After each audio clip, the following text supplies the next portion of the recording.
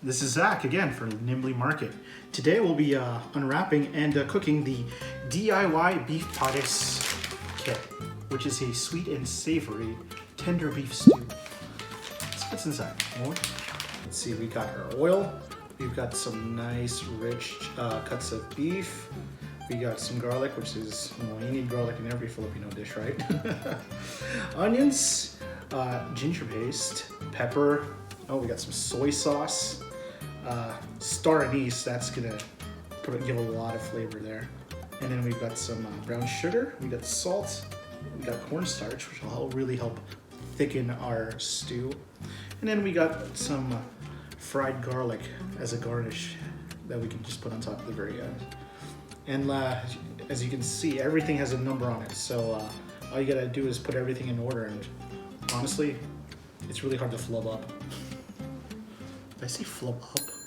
Yeah, that's fine. First, we're gonna get our pan nice and hot, at least medium high, and get that in there. Let's give that a swirl, just so we can get the oil covered. Flank is more of a tougher but super flavorful cut, so you want to have this cooking nice and slow for at least an hour or two, just so you can draw out the flavor and the flavorful collagen in the flank and all that fat, render it nice and down so you get a super rich stew. Put that all in there. Don't be afraid to lower your heat down a little bit. You want caramelized garlic, not burnt garlic. Get that in there too. Oh yeah. And brown that garlic and onion a little bit. This is probably like the second or third time I made beef patis, so I'm learning too. But the beef patis I'm used to making, it's more of a soupy consistency, but this one's got a more of a thicker, stewy consistency, so I'm excited to see the end product. Immediately, let's throw in our soy sauce. And number 6. Sorry. And there we go. Cool beans. Now, since we got liquid in the pan, we're gonna use that to glaze the bottom of our pan. Remember all those brown bits I was telling you about? And then we're just gonna add a couple of cups of water. Just throw that in there.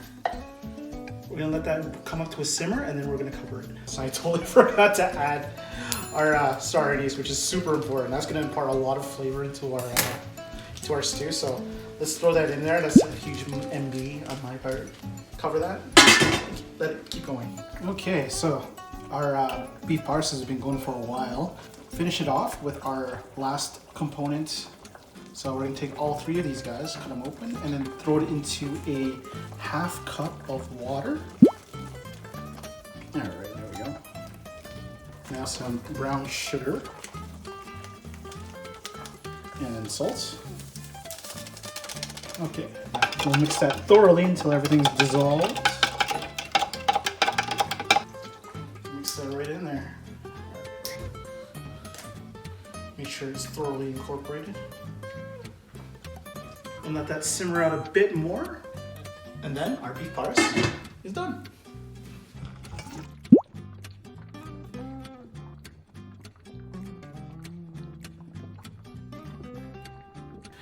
Our beef patis is finally tender, so I think it's about time we plate it.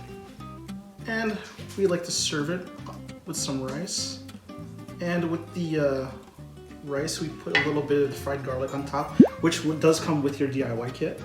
Chop some green onion, and we're just gonna throw that on top as well. Oh yeah, that looks nice. Okay, and that's it. That's all it takes to make your DIY beef patis. It's so simple. Again, it might take a little bit of time for it to get nice and tender, but trust me, the wait is 100% worth it. So without further ado, let's get right into this. This is Zach from Nimbly, wishing you good eating and kain na. Dude, that's tight. Beef super tender. It's a little bit sweet, it's a little savory, a little bit rich, super balanced, perfect. You're gonna love this one.